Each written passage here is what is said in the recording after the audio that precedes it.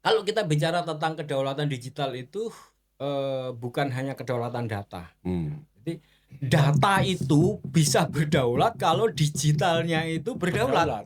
Selama digitalnya nggak berdaulat, jangan pernah bicara tentang data berdaulat, itu omong kosong. Omong kosong, Iya kan? iya. Sebab data itu diproduksi oleh infrastruktur digital, ekosistem digital. Kalau ekosistem digitalnya milik nggak orang lain. berdaulat, lalu kita bicara tentang kedaulatan data, itu impossible, itu omong kosong.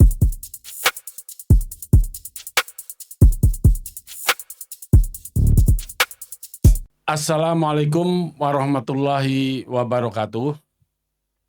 Sahabat Pak Istok, kita ketemu di momen istimewa 80 tahun Indonesia Merdeka. Tapi hari ini kita tidak hanya bicara tentang masa lalu. Kita bicara tentang masa depan, yaitu kemerdekaan. Kemerdekaan itu bukan hanya bebas dari penjajah berseragam, tapi juga berdaulat mengelola sumber daya alam dengan sumber daya manusia untuk kemakmuran rakyat, seperti yang diamanatkan alinea keempat pembukaan Undang-Undang Dasar 1945. Bersama saya sudah hadir Cak Agus Maksum, penggiat kedaulatan digital, penggagas ekonomi Pancasila di ruang digital, dan pejuang koperasi teknologi. Assalamualaikum Cak Agus. Waalaikumsalam Merdeka warahmatullahi Cak Agus. wabarakatuh. Merdeka. Mantap. 80 tahun. 80 tahun. Oke. Cak Agus, kemerdekaan itu sering dimaknai simbolis, ya, bendera, lagu, upacara. Tapi Anda selalu bicara kemerdekaan dari sudut pandang pengelolaan sumber daya. Iya, Cak Mangesti. Jadi sejatinya kita merdeka itu kan berdaulat dalam mengelola sumber daya alam, ya. Sumber daya alam kita itu ada di darat, ada di laut, juga berdaulat di udara. Dan bagaimana sumber daya alam kita itu dikelola sedemikian rupa oleh pemerintahan, yang pemerintahan itu merdeka secara politik. Sebab kalau dulu kita nggak merdeka, itu pemerintahan itu adalah pemerintahan gubernur jenderal Belanda atau gubernur jenderal Inggris atau gubernur jenderal yang Jepang, kan gitu. Jadi kemerdekaan itu pengelolaan sumber daya alam, baik darat, laut, udara, dan nanti yang akan kita bicarakan itu adalah digital. Oleh kekuatan bangsa sendiri secara politik. Artinya pemimpinnya itu adalah pemimpin dari bangsa Indonesia sendiri, sehingga kemudian bisa memanfaatkan bumi dan air dan kekayaan alam yang terkandung di dalamnya itu untuk sebesar-besar kemakmuran rakyat. Jadi yang paling penting dari merdeka itu adalah sumber daya yang ada di dalam wilayah negara Indonesia dikelola oleh pemimpin secara politik, itu bukan lagi gubernur jenderal yang diperintah dari luar, ya, tetapi pemimpin yang kemudian dipilih oleh rakyat, berdaulat, lalu kemudian mengelola sumber daya alam itu dan menjalankannya sesuai dengan amanat kemerdekaan. Amanat kemerdekaan itu kan sudah jelas, ya, di dalam Undang-Undang Dasar 1945 pasal 33, dan di situ jelas sekali ayat 2-nya itu, ya.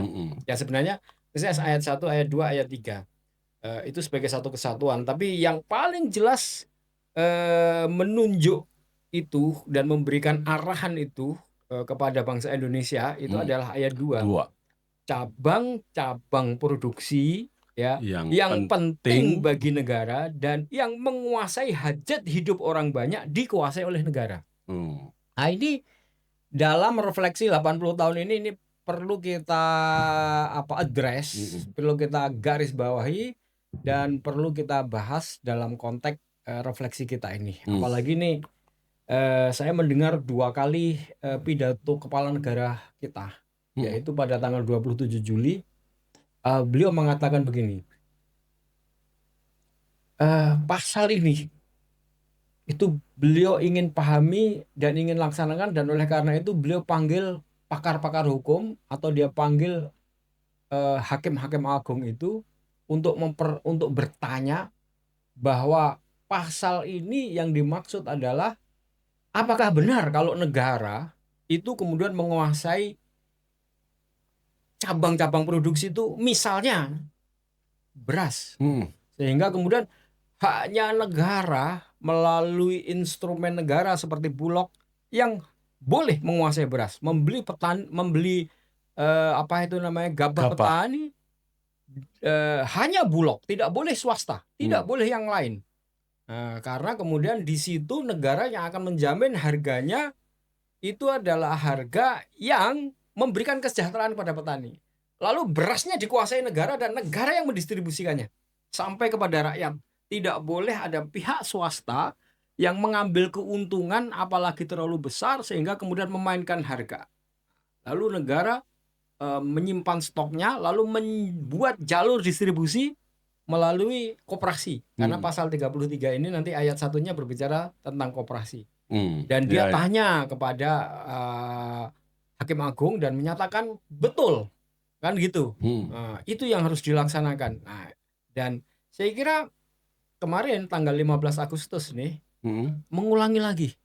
Nah, saya kira saya merasa tadi Cak Mangesti menyebut saya sebagai pejuang kedaulatan. Itu sudah lama ingin punya presiden yang mau berbicara seperti itu. Mantap. Dan alhamdulillah saya kok mendengar 2 kali ya, di tanggal 27 Juli pada waktu meresmikan Koperasi Desa Merah Putih, yang kedua lebih keras lagi kemarin 15 Agustus. Dan saya kira ini perlu kita address lagi di era digital ini ya. Nanti cabang-cabang produksi itu bukan hanya terkait pemahaman konvensional kita, bumi dan air itu artinya listrik, minyak, pelabuhan, kereta api, makanan, tetapi ada satu lagi nih di era digital, dan kita memang sudah berada itu di era digital, yaitu tentang kedaulatan digital.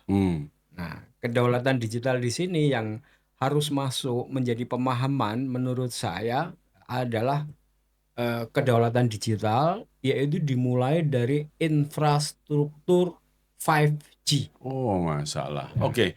Kalau kedaulatan pangan dan energi itu mungkin sudah sering dibicarakan.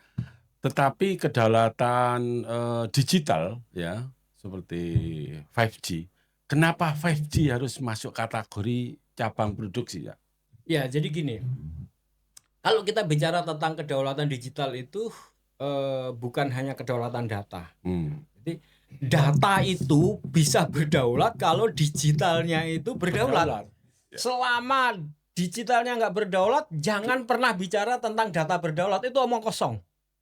Omong kosong, iya kan? Iya. Sebab data itu diproduksi oleh infrastruktur digital, ekosistem digital. Kalau ekosistem digitalnya nggak berdaulat, lalu kita bicara tentang kedaulatan data, itu impossible, itu omong kosong. Ini perlu kita tegaskan. Pikiran melompat. Iya, jadi ya kita perlu jelaskan gini ya. Jadi karena gitu ya. Jelaskan ya. 5G itu bagian dari ekosistem digital, bagian dari salah satu ekosistem digital yang ketika kita bicara tentang kedaulatan digital, maka 5G itu harus berdaulat dulu. Kenapa? Jadi begini, 5G sekarang kan kita sedang berpindah, bertransisi dari 4G ke 5G. Dulu 4G itu diselenggarakan oleh swasta. Ada Indosat, ada XL, ada Smartfren, ada Telkomsel yang itu milik BUMN. Tapi pada dasarnya dia itu swasta. Termasuk BUMN itu swasta milik negara. Tapi kan dia tidak menguasai semuanya. Dan internet yang menjadi matra digital itu diciptakan jalannya, jalurnya itu melalui internet, apa namanya, 4G. Nah, ketika sekarang berpindah kepada 5G, ini nanti internet itu sudah lebih masuk kepada hal-hal yang sangat strategis.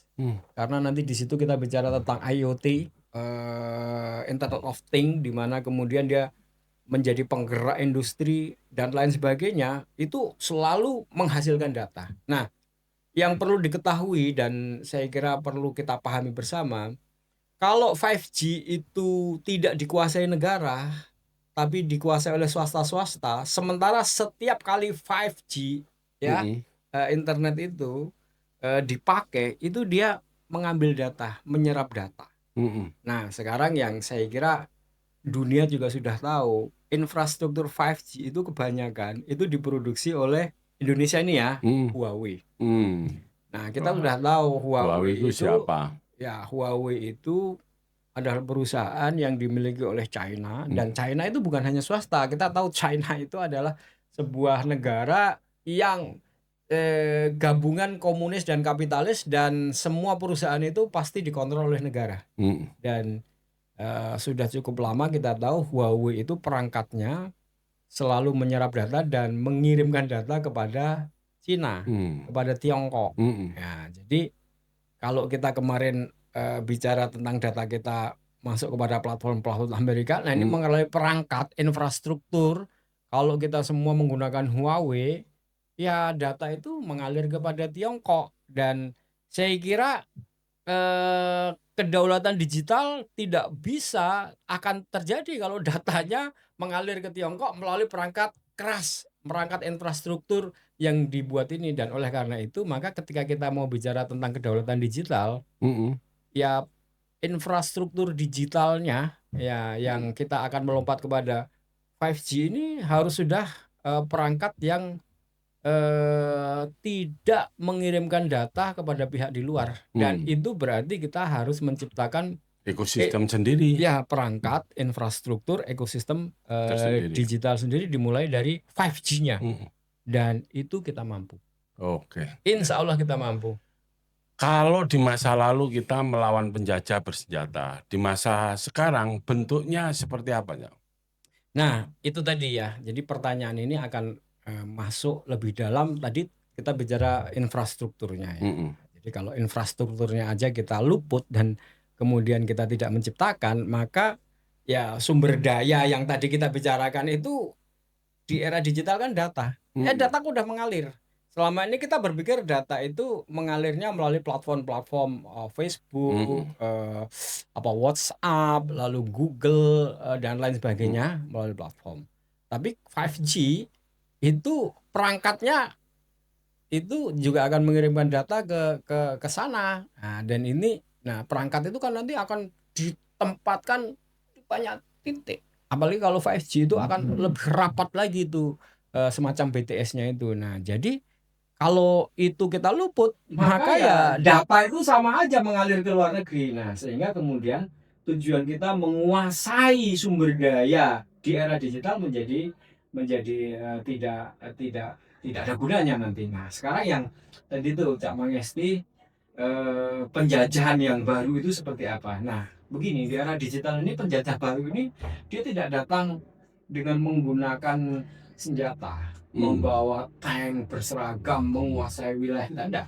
Dia datang memberikan layanan.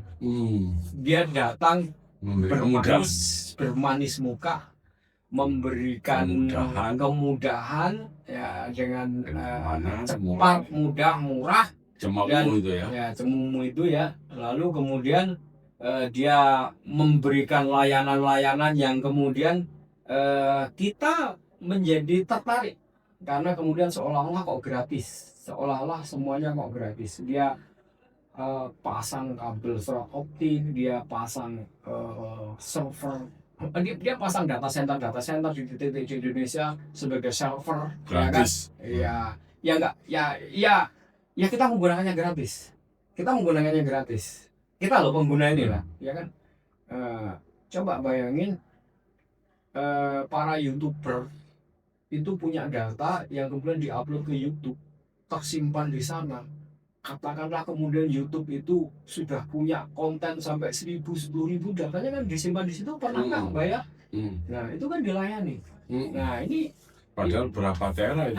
ya yang seperti itu. Nah itu kan dilayani oleh YouTube. YouTube punyanya Google. Kita nggak pernah merasa, iya kan? Nah itu, nah jadi kan mereka melayani gratis, seolah-olah gratis. Padahal layanan itu mengambil data kita, wah, ya kontennya, ya segala macam algoritma yang kemudian bisa mengcapture pembicaraannya, temanya, atau juga kemudian kecenderungan tren ekonomi dan lain sebagainya masuk semua. Jadi penjajah datang dengan sebuah layanan, lalu dia menempatkan peralatannya, menempatkan segala macam di ruang Indonesia ini, di servernya, data centernya, dan dari situlah kemudian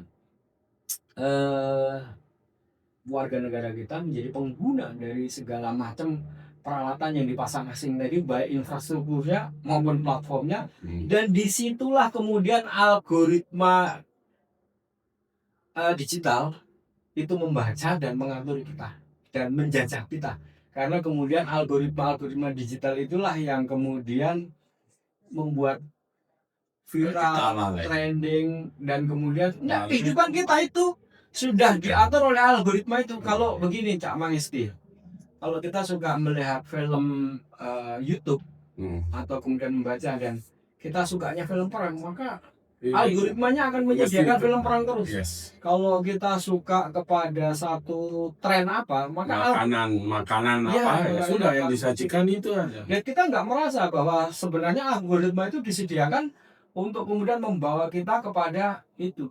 Nah, jadi itu tadi tuh cara penjajahan digital itu seperti itu. Mereka memang tidak datang dengan senjata, dia datang dengan manis muka, dia datang dengan layanan, dia datang dengan segala kemudahan, tapi kita dengan mudah menyerahkan seluruh sumber daya data kita, dan kemudian algoritma kita kita serahkan, dan seluruhnya kebaca, ya, seluruhnya kebaca. Itu tuh yang penjajahan digital yang harus kita pahami, ya, seperti itu Cak Mangisti. Kita Agus, jadi langkah konkretnya apa kira-kira ini? Nah, oke, Cak Mangisti, ini sebenarnya pertanyaannya berat. Pertanyaannya simpel tapi berat, karena ini akan membongkar ya apa yang kita bicarakan kemarin tentang kedaulatan data dan kedaulatan digital. Jadi kalau banyak orang marah tentang kedaulatan data seolah-olah diserahkan itu, ketahuilah bahwa kedaulatan data itu tidak mungkin berdaulat secara data kalau kita nggak kedaulatan digitalnya terwujud. Kalau secara digital itu nggak berdaulat. Nah, oleh karena itu Cak Mangisti, kalau kita benar nih di 80 tahun kemerdekaan kita itu kita mau berdaulat secara data, maka mau nggak mau harus berdaulat secara digital. Tidak, sekali lagi saya katakan, nggak mungkin kita berdaulat secara data kalau tidak berdaulat secara digital. Jadi pertama, apa yang harus dilakukan? Jadi konkretnya gimana biar ini terwujud? Oke, jadi gini, ini ada persoalan teknis dan persoalan non teknis. Persoalan non teknisnya adalah negara ini harus mengumumkan, mendeklarasi tentang wawasan Nusantara itu sekarang bukan hanya darat, laut, udara, angkasa.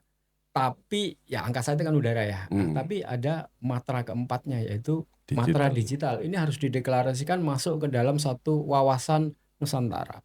Karena kesadaran ini harus dipahami bersama, dan kemudian pemahaman sosialisasi tentang ini harus dimasukkan ke dalam pendidikan, di dalam sosialisasi di sektor pendidikan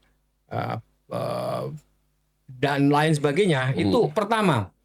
Jadi non teknisnya itu adalah satu literasi pemahaman bahwa yang dimaksud dengan kedaulatan data itu adalah kedaulatan digital, dan kedaulatan digital itu kita masukkan sebagai matra keempat, dan itu harus diinternalisasi, harus disosialisasikan, harus dipahamkan kepada warga Mas. negara bangsa Indonesia semua. Karena kalau enggak nanti akan masalah. Jadi pemahaman itu harus. Yang kedua tadi, infrastruktur 5G tadi udah kita bahas.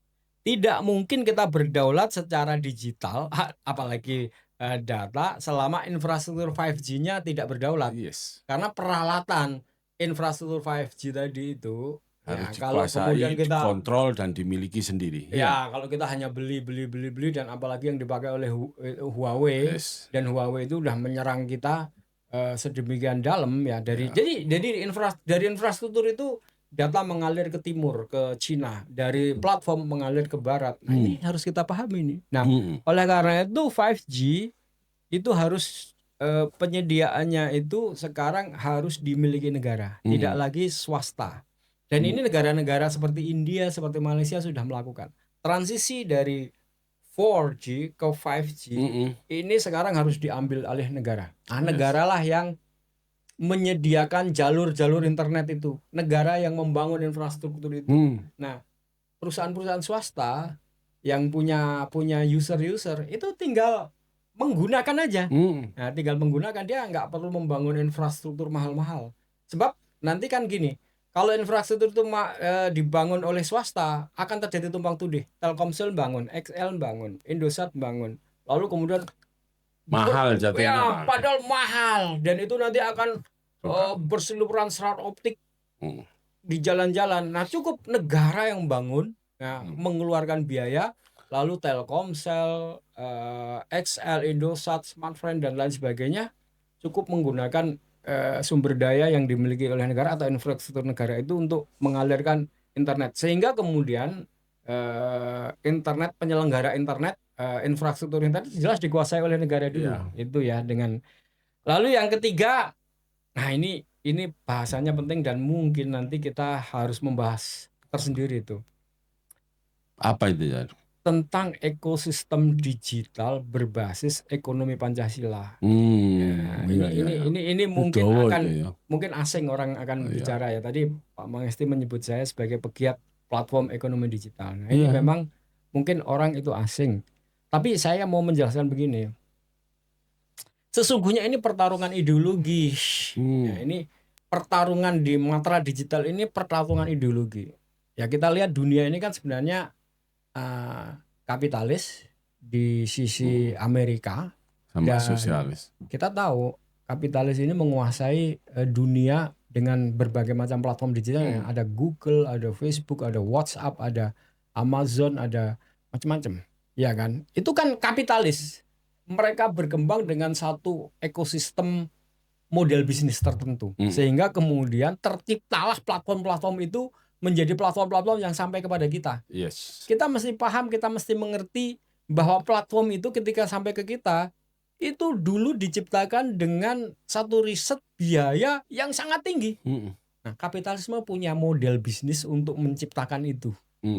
Jadi orang-orang kreatif yang punya ide itu ada model pembiayaannya, sehingga kemudian menjadi sebuah platform yang sangat banyak penggunanya dan kita menggunakan. Itu harus disadari. Itu ada model bisnis, dan itu model bisnisnya kapitalis. Model bisnis kapitalisnya itu ada biaya yang membiayai orang-orang yang menciptakan platform itu. Nah, itu nanti kita bahas sendiri ya. Ada angel investornya, ada model bisnisnya.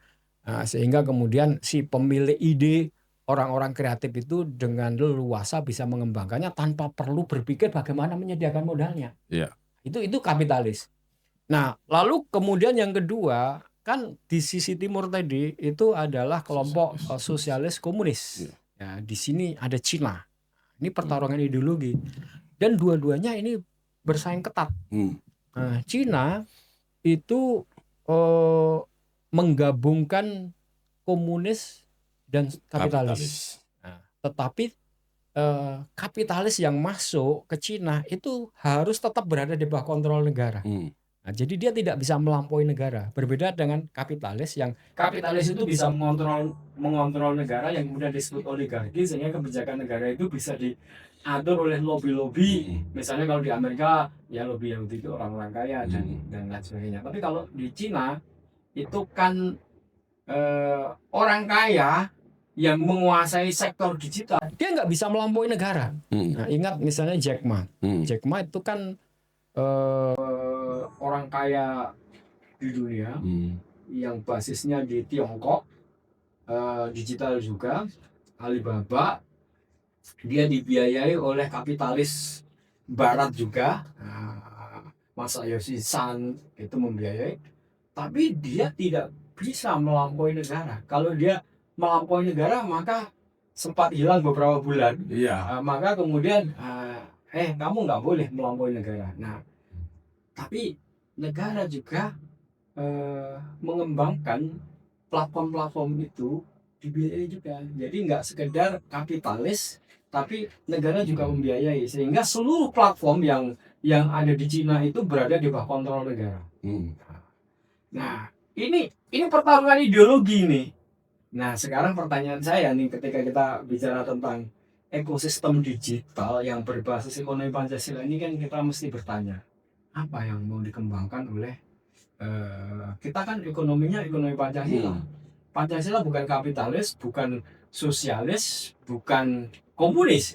Nah, ini akan menjadi diskusi sendiri, bagaimana ekonomi Pancasila di era digital ini mau berkembang sehingga tercipta satu ekosistem, sehingga kemudian orang-orang yang kreatif menciptakan platform itu, dia tidak perlu memikirkan gimana dia menyediakan dananya, tapi negara itu memikirkan satu sistem model bisnisnya, sehingga kemudian yuk konsentrasi aja kembangan platform, sehingga kemudian muncul platform seperti Facebook, media sosial, WhatsApp, search engine yang bisa berkembang di ruang digital tadi itu.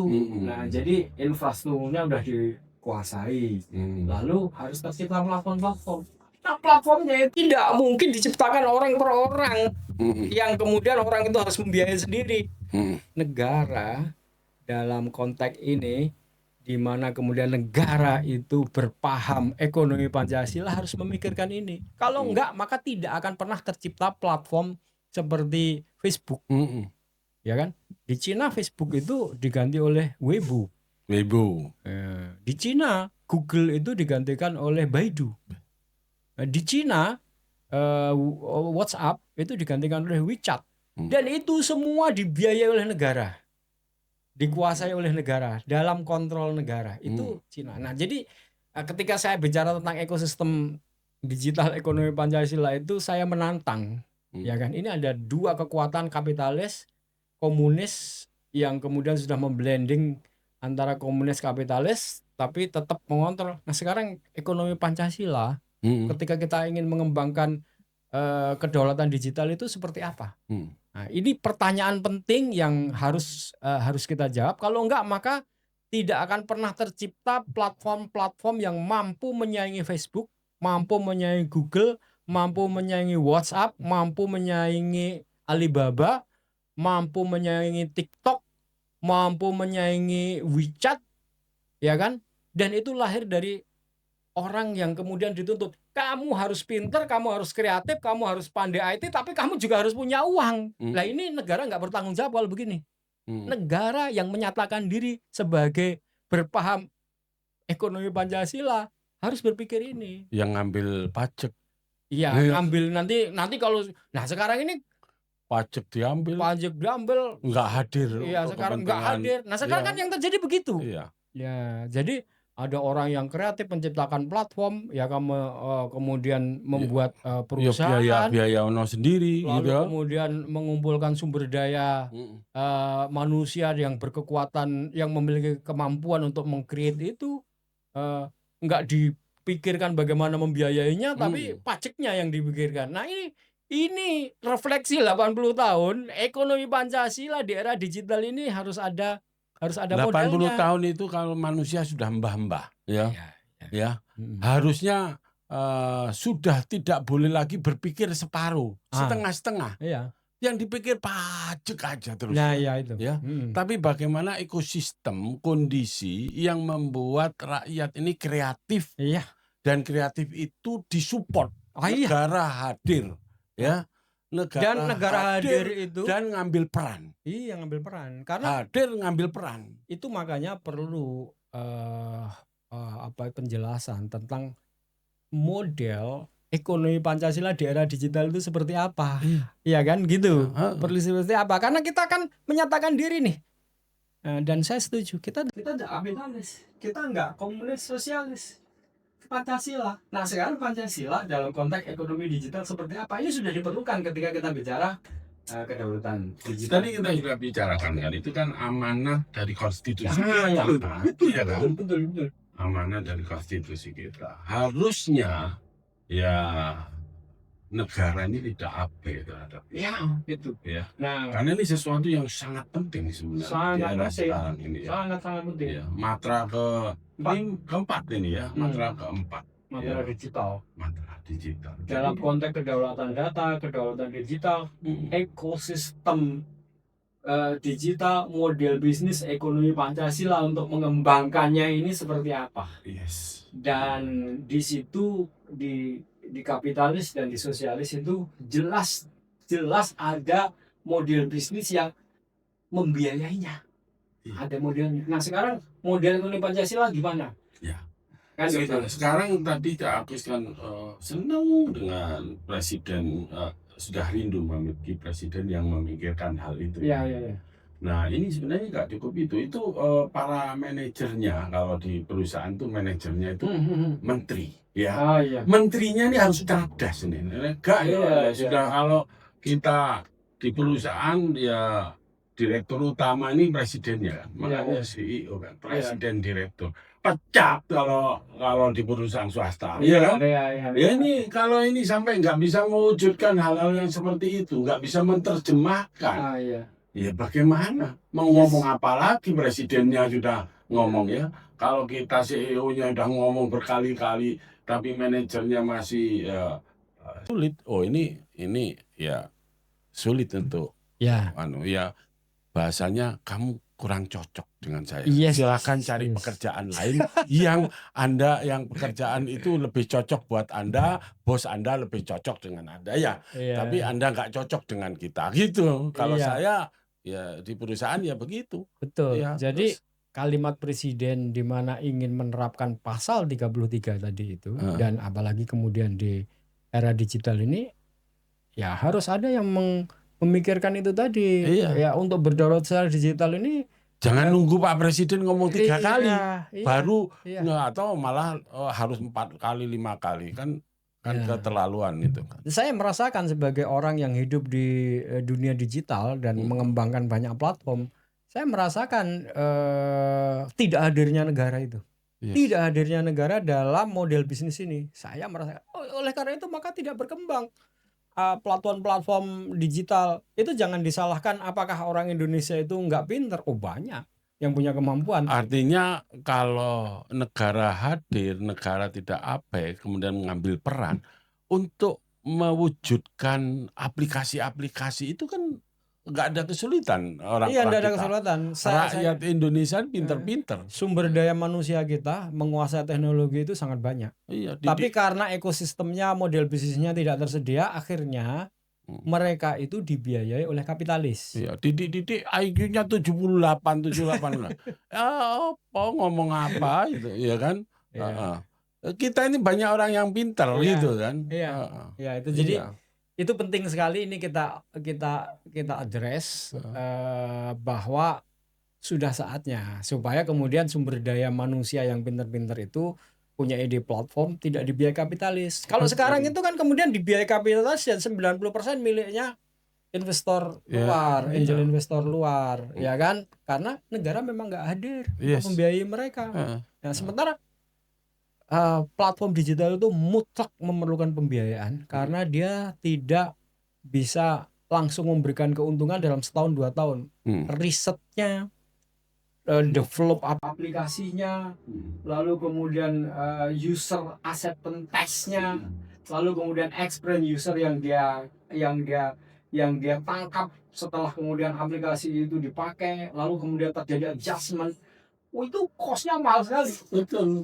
Dan tidak mungkin kan anak-anak pintar-pintar yang lulus dari perguruan Kosnya tinggi mahal itu, belum tentu kalau nggak ada dukung negara ya belum tentu kemudian dipakai. nah di sinilah tadi pentingnya model keberpihakan ini loh. Ya, nggak mungkin anak-anak yang punya sumber daya manusia dan memiliki kemampuan teknologi sekaligus memiliki uang untuk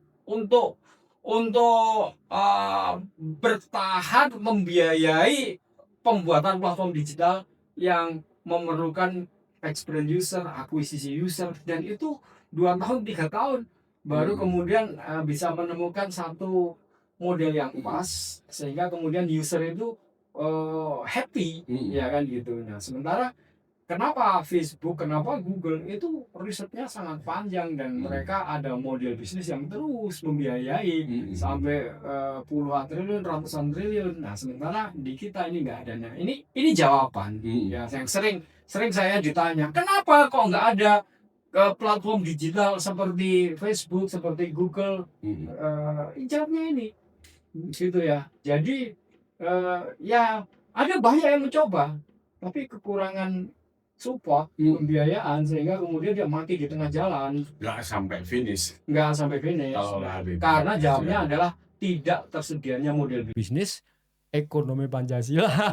Saya jawabnya itu, ini perlu penting untuk diadres supaya ini menjadi pemahaman ketika kita bicara tentang kedaulatan digital gitu. Sehingga hal-hal seperti ini perlu kita mulai diskusikan, mulai kita bicarakan, dan sumber daya manusia yang punya ide-ide kreatif itu tidak mati di tengah jalan karena dia juga harus menanggung biaya sendiri. Kita harus memikirkan biaya sendiri dan negara lebih banyak majekin aja pada mereka.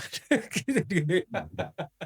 Aduh. Ini curhat ini curhat sama istri ini. Enggak, ini memang faktanya seperti itu tadi. Bagaimana itu ya. Jadi oke, bismillah, semoga presiden kita ini sekarang luar biasa ya. Pemahaman Pak Presiden kita itu sangat mengagetkan bahwa kemudian beliau berpikir dan kemudian menjelaskan tentang kedaulatan sumber daya alam itu dengan berbasis pada pasal 33 ayat 2. Ini luar biasa. Karena ini itu artinya dia berhadapan dengan banyak kekuatan oligarki yang menguasai ini. Ya.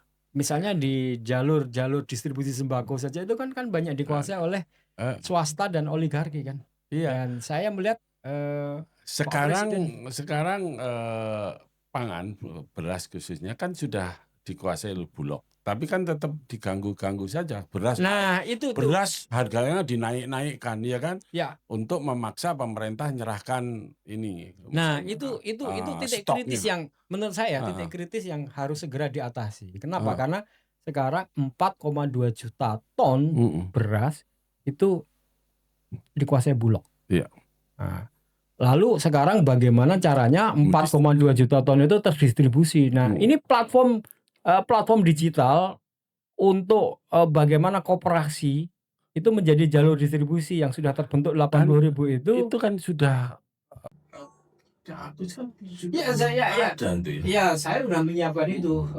Mudah-mudahan kemudian bisa kita implementasikan. Nah, jadi platform digital juga bisa menyelesaikan itu. Jadi platform digital itu bisa menyelesaikan persoalan-persoalan itu sehingga kemudian saya itu ngeri gini. 4,2 juta ton ada di Bulog. Tapi kalau jalur distribusinya tidak segera terbentuk, bisa terjadi revolusi ini karena kemudian beras tidak terdistribusi. Betul. Iya. Nah, kemudian ya jangan sampai itu jatuh ke tangan oligarki lagi. Iya, jangan sampai kemudian kembali lagi ya. Mereka yang punya saluran distribusi kan, kalau akhirnya kembali lagi ya sami mawon. Ya, saya melihat sebenarnya kan udah menciptakan koperasi desa merah putih ada di 80.000 titik. Ya itu, maksudnya kan biar itu jadi. Nah, harusnya itu kan menjadi jalur distribusi dan insya Allah saya udah lama memikirkan dan udah menyiapkan untuk itu. Kalau Ibu Platform itu. menggunakan platform itu sudah bisa selesai itu ya? Ya insya Allah. Jadi saya menyebut platform digital ekonomi Pancasila yang saya patenkan sejak 2 tahun lalu itu sebenarnya adalah untuk itu. Iya. Jadi untuk melaksanakan pasal 33 Undang-Undang Dasar 45 ayat 2 itu. Iya. Jadi sumber-sumber cabang-cabang produksi yang penting menguasai hajat hidup orang banyak itu memang harus dikuasai negara. Iya. Dan Amanat disalur konstitusi itu. ya, dan disalurkannya melalui koperasi, dan oleh karena itu perlu platform digital untuk itu. Ya, Kan gitu. ya, ya. Terus apa pesan Anda untuk HUT RI yang ke-80 ini? Ya, jadi kita kembali kepada pemahaman awal tentang merdeka itu tadi ya, Cak Mangesti. Merdeka di darat, merdeka di laut, merdeka di udara dan angkasa. Nah, sekarang harus merdeka di Di- matra digital. Dan kalau itu tidak kita kuasai benteng-benteng itu ya, misalnya matra digitalnya itu kita lepas, maka sebenarnya tidak ada lagi kedaulatan darat, laut dan udara. Dari matra digital itu bisa menembus ke semua itu. matra. Ya. Dan apabila pasal 33 ini tadi mau dijalankan, ya harus menggunakan kekuatan digital, membangun jalur distribusi, supply chain dan lain sebagainya. Itu kan harus menggunakan kekuatan digital juga gitu ya. Jadi karena itu benteng keempat ini harus tidak boleh diabaikan lagi. Kalau ini runtuh ya, kita merdeka hanya di kata-kata. Kita merdeka hanya di bendera. Kita merdeka hanya di upacara-upacara. Tapi sebenarnya ya kita masih terjajah secara algoritma.